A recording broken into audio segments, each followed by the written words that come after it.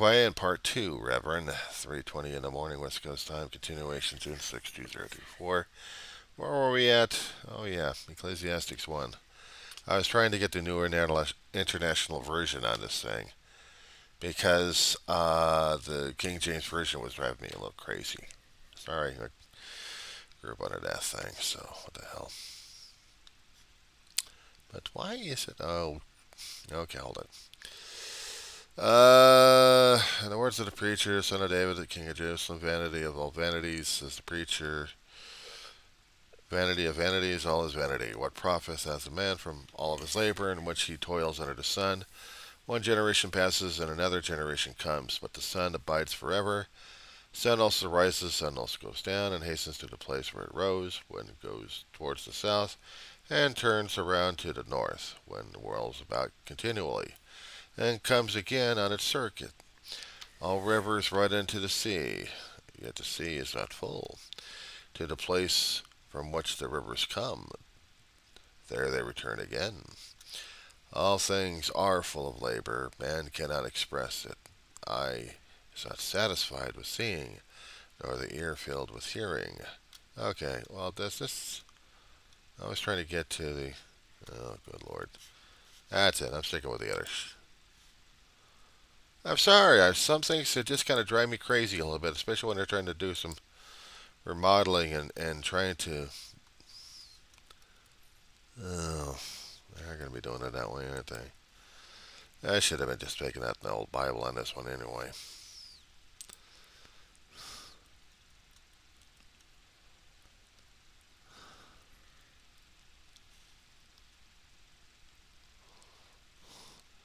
It's like I'm trying to find one particular place that I can actually look at it without me having a conniption fit over it. The vanity of life. How about the grief of wisdom? Oh, they got it sectioned up anyway, so let me get through it anyway, Rev. Okay, 12. Peter was king over Israel in Jerusalem, and I set my heart to seek and search out by wisdom concerning all that is done under heaven. This burdensome task God has given to the sons of man by which they may be exercised. I have seen all the works that are done under the sun, and indeed all is vanity and grasping for the wind. What is crooked cannot be made straight, and what is lacking cannot be numbered. I communed with my heart, saying, Look, I have attained greatness, and have gained more wisdom than all who were before me in Jerusalem. My heart has understood grief. Actually, my heart has understood great wisdom and knowledge, and I set my heart to know wisdom and to know madness and folly. I perceive that this is also grasping for the wind. For in much wisdom is much grief, and he who increases knowledge increases sorrow.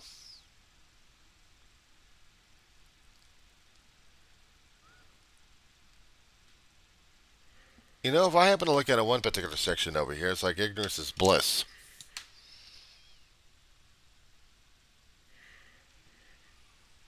Oh, she must be on bed. Give me a second, Rev. Mama, Mama, I'm coming. Ah, I'm coming, honey. I'm coming. Hi, honey.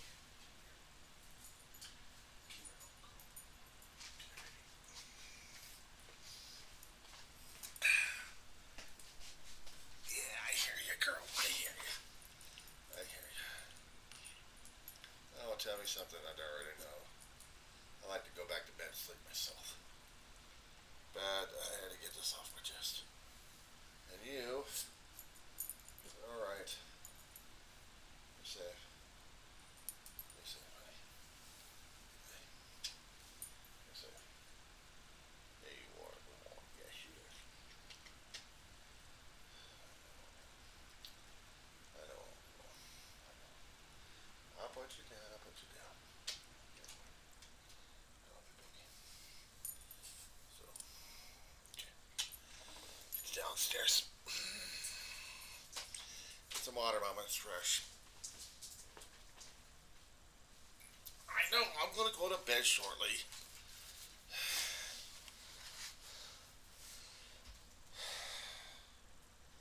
I know, honey. I know. Go get some water. Go get some water.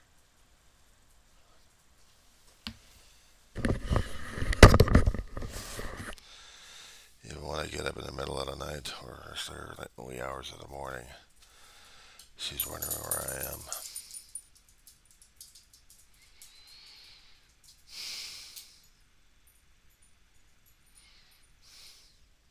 A burden. For some, I don't think so, not for me. Same thing for mine, same thing for Dave. Caregiver.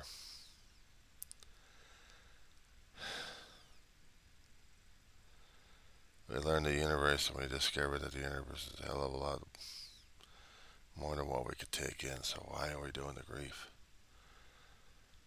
But as I keep looking at human history, maybe it is vanity. We haven't changed. I don't think we're ever going to change. I mean, we can try changing ourselves a little bit here and there. Very few people, but the general masses, I don't think so. And we can try educating them like crazy, throw them through the educational programs we've got. Throw them into the libraries, but we got other people saying that the libraries are no damn good because they're full of the wrong information, and we got the right information for them. This is one of the times I missed that damn library of mine. I had books from school a long time ago.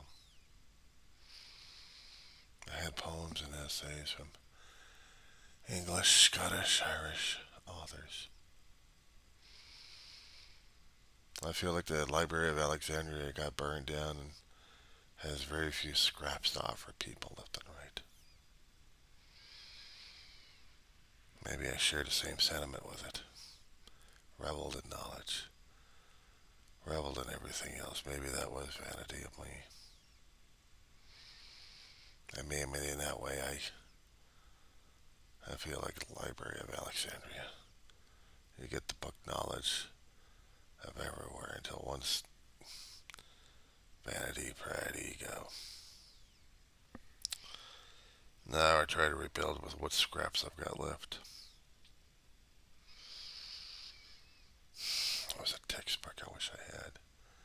Because I kept looking at it from time to time throughout the years. But not all the time.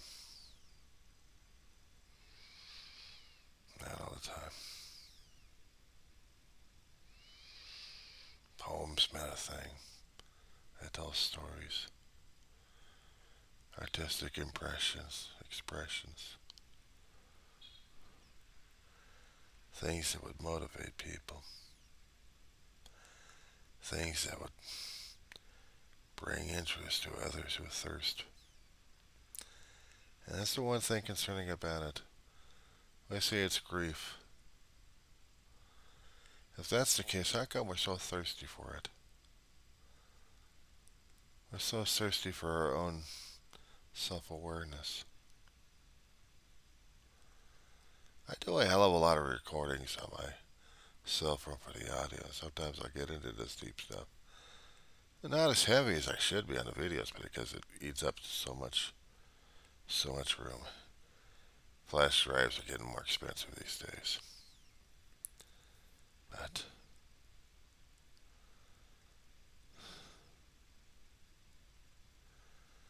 our library is a special place you hold in your heart. Besides the memories, is the knowledge of things that passed from the older generation to the new one and to the future. If only we actually got off our dead asses to learn it, to study it, to be one with it. Maybe in that way, it is a bit of grief. Grief to us is like separation from things. You wouldn't know the grief unless you separated from something that you treasured more than everything else. And then you feel the pain. You feel the loss. You feel the regret. Maybe in a way I still identify as the Library of Exalted. Yeah, that place. Yeah, that place. That was a bookworm when I was growing up. I tell you a comic book, and I tell you a book over someone else. I always had an adventure story in the back pocket when I was a kid and teenager growing up. Had a hardcover in my hands at the time anyway. So going on a long trip, grab me a hardcover. People call me a nerd and geek. I am. Because I think I valued knowledge a hell of a lot more. But I just never had it applied in school, Reverend. I never had. I mean, that was the saddest damn thing in my life. No, it's one of the things I regret. Not doing well in school, not loving education, and not understanding because I didn't have the context. I didn't have perspective.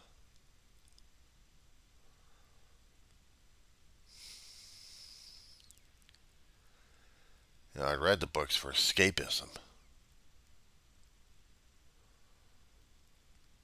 I looked at the history books that they gave us, and it was like eating dry toast without anything on it and without water. How miserable is that? Deal with your own saliva to make it palatable enough to choke it down. And that's what the books were like to me.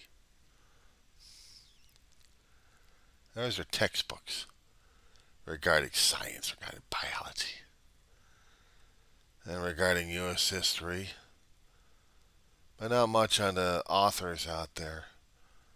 Stories that I was learning. So I was focused on several stories at the same time.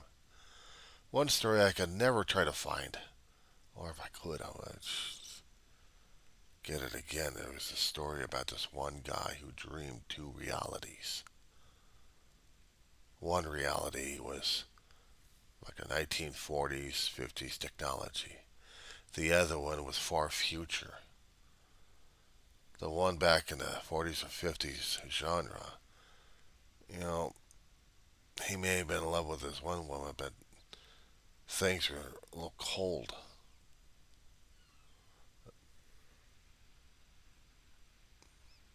She must be on bed. Hang on, Rev. This time I'm going to hit the pause. I was talking about that story, wasn't I? There's more to this. More to this. Uh, Getting into the story. This guy also dreamed about the future, and he had a lot more humanity carrying in this one here. But his constant splitting between the realities was affecting this guy's health. It was killing him on both sides, and he had to choose which reality he wanted more.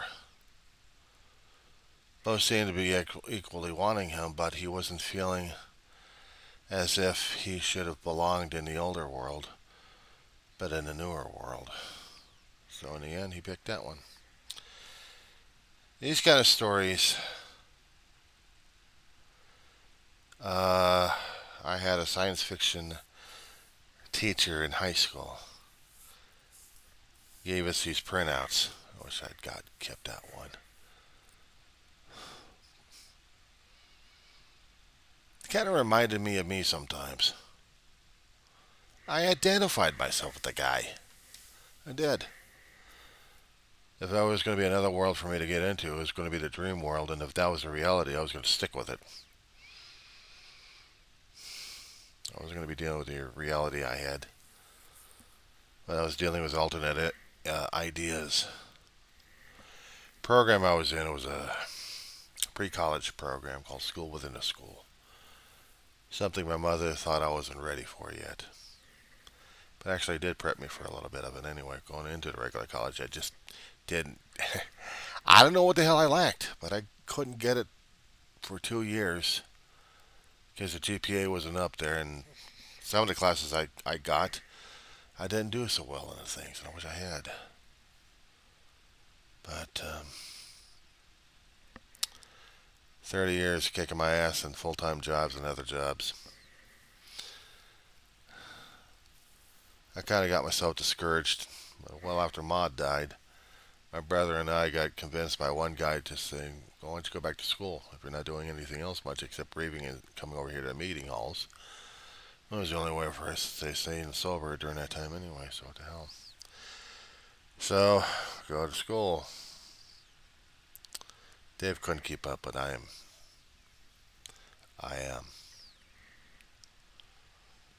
I just wish I came across that sci-fi story.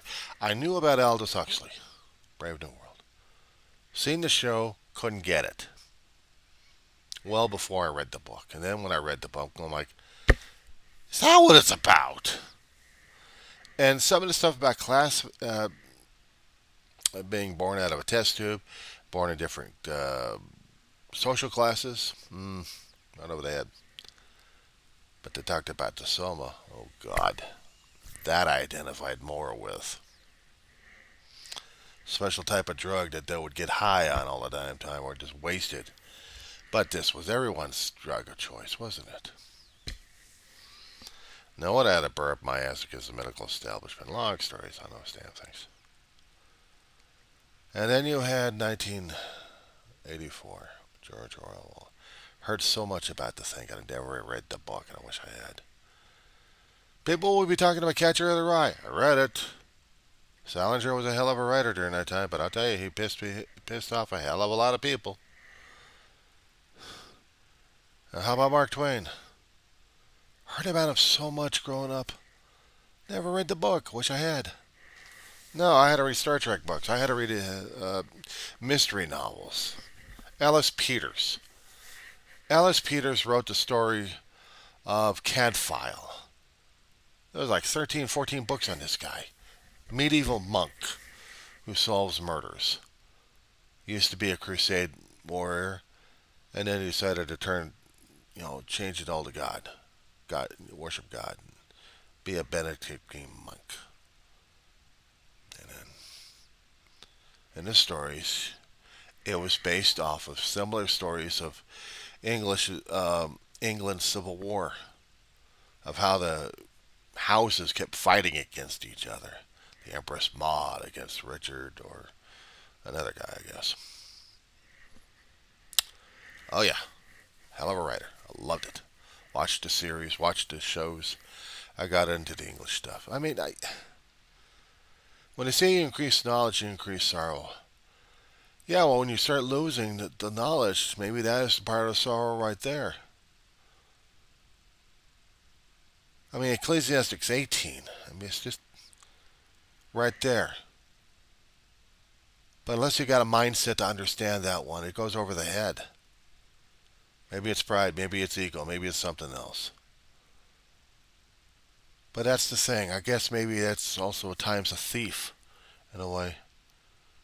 Robs you of the things that you really want to go through, and you drive yourself mad over it. There was that one piece of knowledge in your brain somewhere that you're trying to figure out left and right, and you still can't find it because the brain's going through some kind of changes at this point, and it doesn't recognize anything. And eventually, I'm going to be running into this situation with my dog. She's over 20 years old. Put that on dog years, so it's about 170.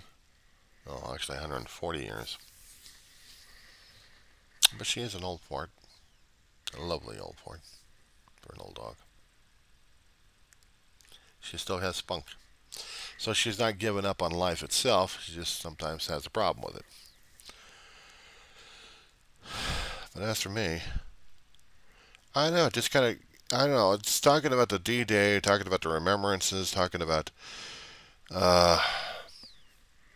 things that matter most, things we pass on to our future generations, the things we actually go through. Inheritance. What did we inherit that we're passing on? Junk?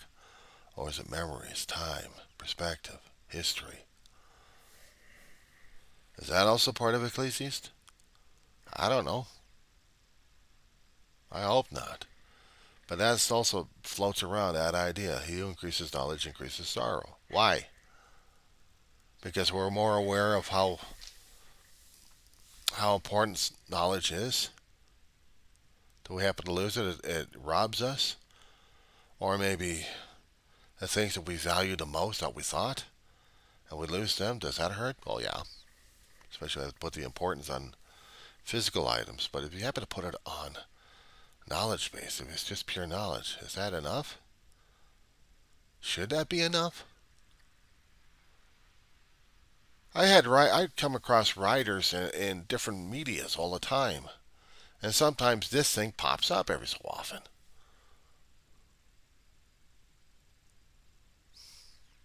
Try this one here. This will really throw you off.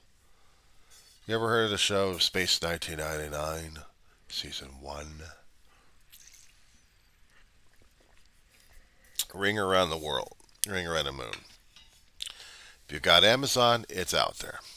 If not, you can try locating it again on YouTube. They got the show out there. Premise: Earth in its nuclear future built a space station, actually built a moon base. And because of the storage of nuclear waste for so many years, increased problems with it that blew a hole, made the moon into a rocket engine, hurled the moon base into the cosmos. And part one, season one, season two, dealing with their adventures in space while Earth goes hell in a handbasket. When you have a gravitational force like the moon that the Earth is so used to and you rip it off, yeah, there's going to be changes to the damn planet. A great deal. So, with another episodes we actually had, the first one called Ring Around the Moon. An alien knowledge base, a remote area that was wanting to get more knowledge of things coming around it. Binds the moon, traps the moon, uses people to suck up knowledge and anything else around it. All for the glory of Triton. And never kept track of what the hell happened to Triton in the first place. It was found out in the middle and nearly the end of the story that the remote outpost couldn't figure out what the hell happened to Triton. They thought they were in Triton. Figures the original planet and the original solar system blew up. Couldn't figure it out, couldn't deal with the logic. Itself blew up, self-destruct. But the thing throughout ages, thousands and thousands and thousands of years, a lot of millenniums, a lot of cosmic knowledge fed into the thing. But the thing that was getting to me at this point, Professor Victor Bergman. Physicist, philosopher, and I wish they kept him around. They could have used him for the second season, but no, they screwed up on that one. They really did. But the first season was like pure science fiction. Not Monsters of the Week like number 2 was. But this was just dealing with cosmic phenomena and maybe a few aliens here and there didn't like the humans for one reason or another, or just used, abused, and just let them go for whatever reasons. But this one was just basically an outpost. Trying to get knowledge, finds out it's home planet, and just blows up. And Victor's like, all that knowledge. I wonder if it was all that worth. Because for him, knowledge was everything. Curiosity of the universe, learning about things. But he really wasn't that much of a philosopher. He was just more, trying to understand more and more about physics and science and how to work with the universe. But not trying to figure out the soul of the universe anyway. Try doing that, you'll be getting a lot more deeper than I am. And I thought I was pretty damn deep. No, I thought I was pretty damn deep, Rev. Thought I was digging myself into an early grave. Maybe so. Or maybe not. There's a lot of things. What was it? What was this thing about that Horatio? Hold on. More in heaven and earth about it. Oh, hell. I gotta get that line out of my head. Uh,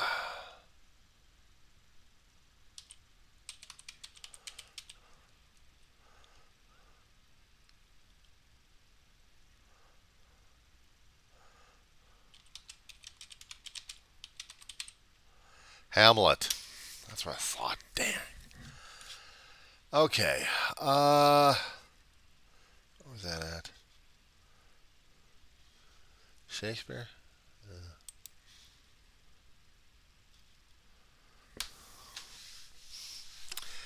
I should have kept up with that class of Shakespeare. Alright, there was a line in there.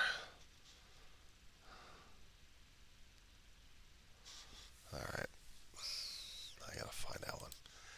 Yeah, I'm sorry. I'm just dragging you through this one. I'm dragging you through the muck and mud on this one. Act 1, Scene 5.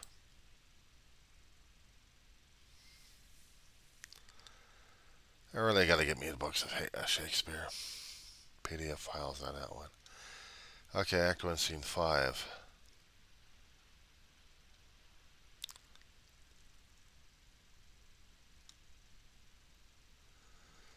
Okay, so he's talking to the ghost. Oh, get off my screen. Thank you very much.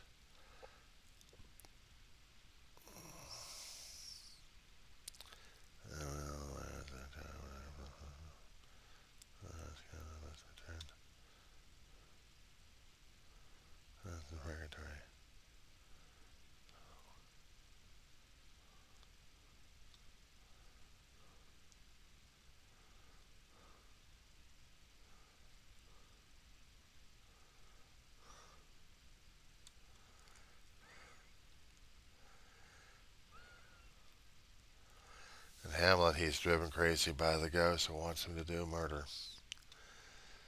That wasn't it. Where the hell was it at?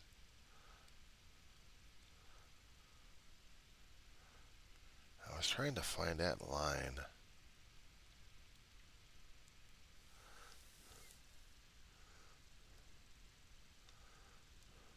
Anyway, let me put you on pause for a couple of seconds. I still need to research this thing. Sorry about that, Reverend. This was research. Okay. So Hamlet and talking to Horatio.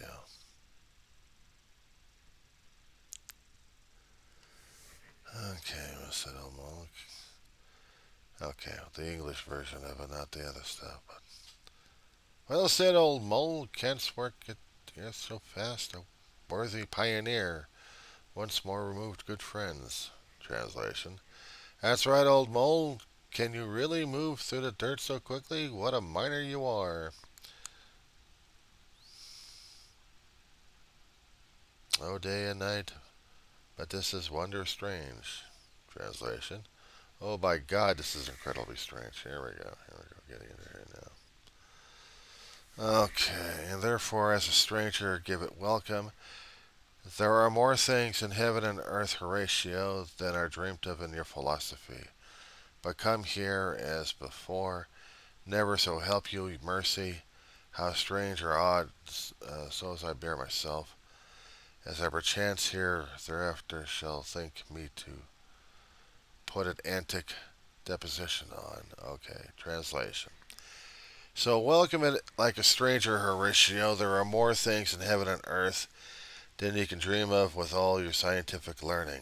Now listen, just as you swore before, no matter how strangely I act since from now on, or I may find it necessary to act a bit crazy, you must never ever let on with a gesture of your arms, or a shake of your head, or by saying something like, well, well, we understand, or we tell you if we could, or if we were allowed to speak, or anything like that, that you know anything about what happened to me here tonight. Swear you won't by all of your hopes of going to heaven. I never knew the rest of this line because I never read the story on this one. But some things just get passed on. Some things you just have to dig. You have to research. Maybe I'm a bit of a mole. What's wrong with that? Anyway, it's getting late. I need sleep. And you probably need to wrap your head around this one here, too. I'll catch you later, Rev.